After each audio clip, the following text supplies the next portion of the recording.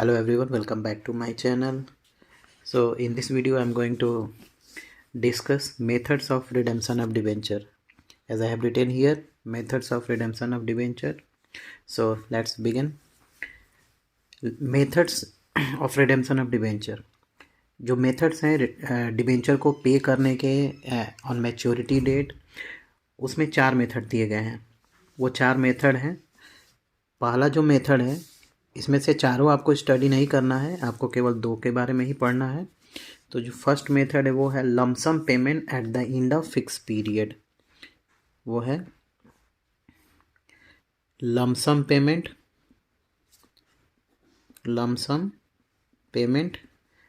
Eight the end of the fixed period.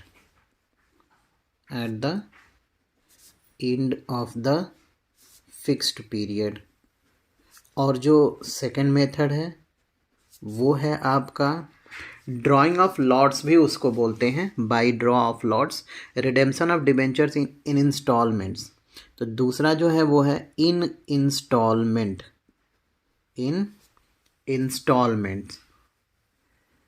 तो ये है redemption of debenture in installments, और इसको बोलते हैं ड्रॉ ऑफ लॉट्स. थर्ड जो मेथड है purchase of own debentures in the open market. Purchase of own debentures in the open market. और जो लास्ट वाला जो मेथड है वो मेथड है conversion into shares bye conversion into shares. तो ये तो है methods of redemption of debenture. आपको सिलेबस में जो कवर करना है वो केवल इन दोनों को करना है, इसको और इसको, यानी कि लमसम पेमेंट और दूसरा है redemption of debenture in instalment method और by draw of lots. One by one एक एक को देखते हैं. सबसे पहले क्या है, first lump sum payment at the end of the fix period, जिसमें ये फर्स्ट मेथड जो आपका है, फर्स्ट मेथड, इसमें करना क्या है, इसमें आपको ओपन करना है. पहले ये होता क्या है, लमसम पेमेंट का मतलब होता है कि एक बार में ही एक डेट पे जितना भी डिबेंचर ड्यू है, जितना भी डिबेंचर रिडीम करना है, वो सबको पे कर देना है. यानी कि एक बार में ही पे कर देना, बाद में रखने की ज़रूरत ही नहीं है कि बाद में कुछ पे करेंगे और कुछ अभी पे करेंगे, ऐसा नहीं है. इसमें करना क्या है कि सारा डिबेंचर जो है एक ही साथ पे कर देना है. That is called lump sum payment at the end of the fix period. और ये फिक्स पीरियड कब हो सकता है, मैच्योरिटी डेट पे हो सकता है, या फिर उसके पहले भी अगर कंपनी चाहे तो किसी भी डेट पे रिडीम कर सकती है.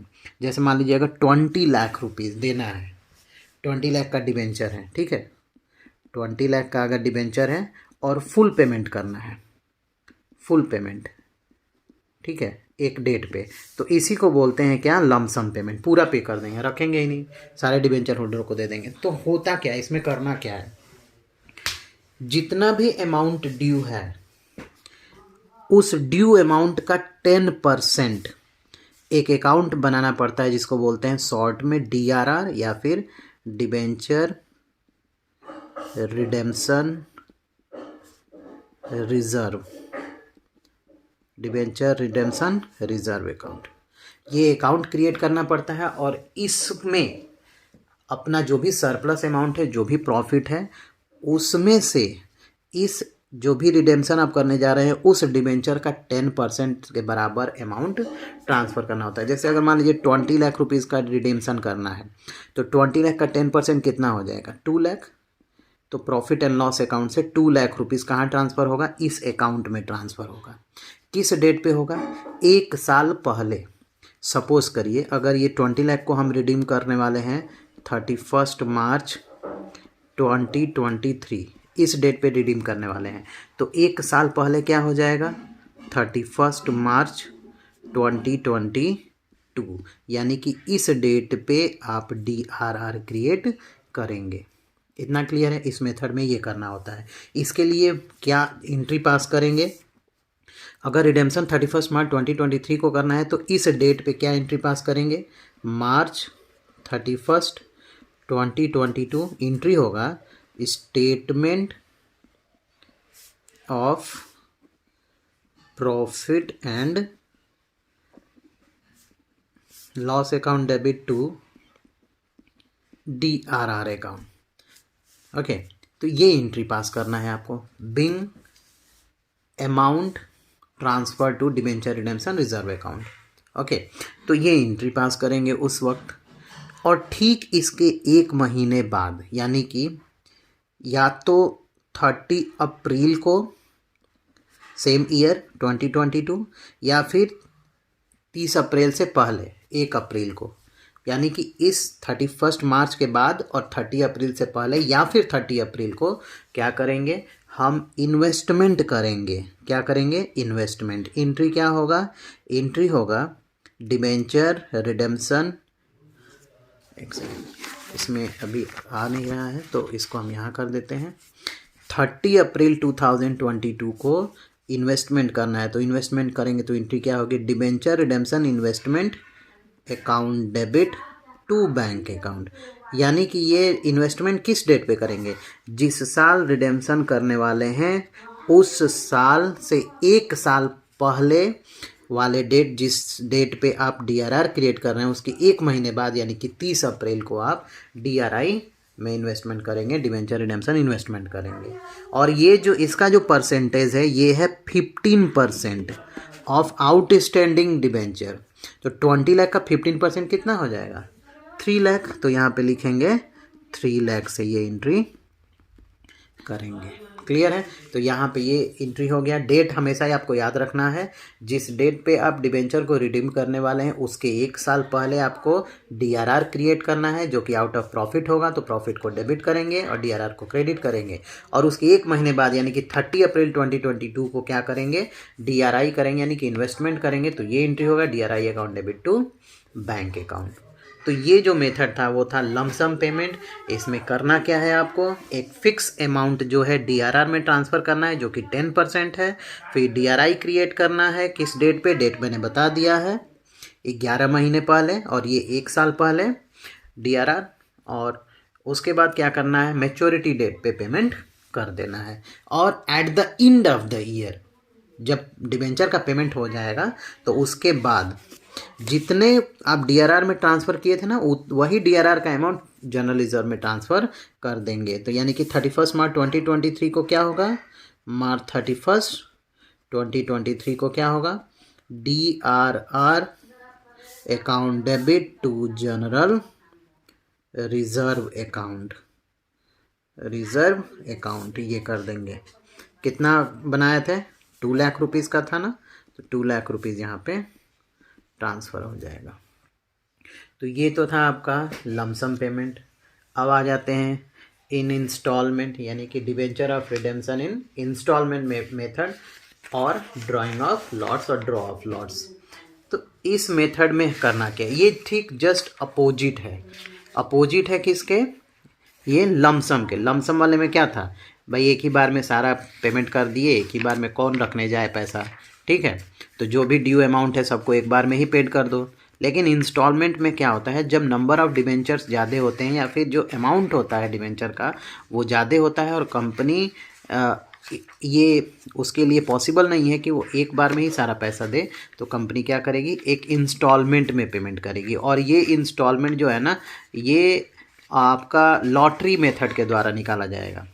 क्लियर है, तो इसको बोलते हैं, और इंस्टॉलमेंट में पेमेंट करने को इसलिए इसको बोलते हैं इंस्टॉलमेंट मेथड या फिर ड्रॉ ऑफ लॉट्स। अब इसमें क्या है, सपोज अगर 20 लाख, इसी को ले लेते हैं एग्जांपल के रूप में, अगर 20 लाख रुपीज़ पेड करना है तो कंपनी क्या करेगी, या तो 2 लाख रुपीज़ का ले लेगी ईच ईयर, तो 10 ईयर्स तक पेड करना पड़ेगा। अगर 5 लाख रुपीज़ का लेगी तो 4 ईयर्स तक पेड करना पड़ेगा।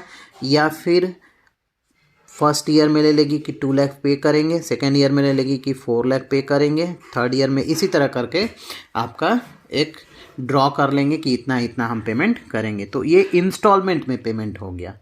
अब इसमें क्या होता है, इसमें ये है कि जब भी डीआरआर में ट्रांसफ़र करेंगे तो डीआरआर में तो पूरे आउटस्टैंडिंग बैलेंस पे ट्रांसफ़र करेंगे, पूरे आउटस्टैंडिंग बैलेंस पे जितना भी आपका आ रहा है, सपोज 20 लाख का 10% 2 लाख रुपीज़ आ रहा है, तो फर्स्ट ईयर में तो 2 लाख रुपीज़ डीआरआर में ट्रांसफ़र करेंगे।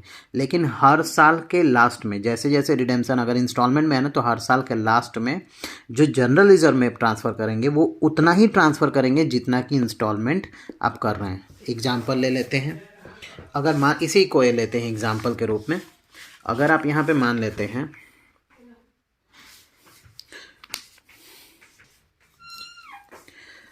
अब मान लीजिए कि 20 लाख रुपीज़ का पेमेंट करना है, क्लियर है। हम ले रहे हैं 2 लाख रुपीज़ डीआरआर में, 10% इसका जो होगा एट द रेट ऑफ 10%, ये कितना हो जाएगा 2 लाख आएगा। अब ये 2 लाख रुपीज़ जो आया है, 2 लाख रुपीज़ जो आया ये ओवरऑल डिबेंचर पे है, लेकिन ये तो एक ही बार क्रिएट करेंगे। लेकिन जब हर साल इंस्टॉलमेंट फर्स्ट ईयर में जब इंस्टॉलमेंट पेड करेंगे 2 लाख, तो यहाँ पे इसका फर्स्ट ईयर का इंस्टॉलमेंट कितना आ रहा था, ये ओवरऑल 2 लाख डीआरआर है, ठीक है। लेकिन अगर हम 2 लाख केवल पे कर रहे हैं, यानी कि इस एक इंस्टॉलमेंट हम 2 लाख लिए हैं और 2 लाख ईच ईयर पे करना है, तो अब इस 2 लाख का जो भी आ रहा है इसका 10% कितना हो जाएगा 20,000। तो 20,000 आप ट्रांसफ़र करेंगे जनरल रिजर्व में हर साल, क्लियर है। अभी जो फर्स्ट इंस्टॉलमेंट का जो भी आएगा 50% आएगा, ठीक है, तो उतना ट्रांसफ़र करेंगे। 2 लाख अगर ईच आ रहा है तो ये इस तरह से 20,000 रुपीज़ फर्स्ट ईयर में ट्रांसफ़र करेंगे, इसी तरह सेकेंड ईयर में जनरल रिजर्व में 20,000 पेड करेंगे, ऐसे ऐसे करके आपका पूरा 10 साल में 2 लाख रुपीज़ जनरल रिजर्व में ट्रांसफ़र हो जाएगा। तो ये तो रहा आपका यहाँ पे डिबेंचर रिडेम्पशन इन्वेस्टमेंट और debenture redemption investment drawing of lots के भी केस में करना है, क्योंकि दोनों में भी केवल इंस्टॉलमेंट है, बाकी सारी चीज़ें वही करनी है जो आप लमसम वाले में कर रहे थे। आई होप ये वीडियो आप लोग को समझ में आया होगा। अगर कोई भी क्वेश्चन है तो आप कमेंट बॉक्स में कमेंट करके पूछ सकते हैं। Question I will discuss in my next video based on this same draw of lots.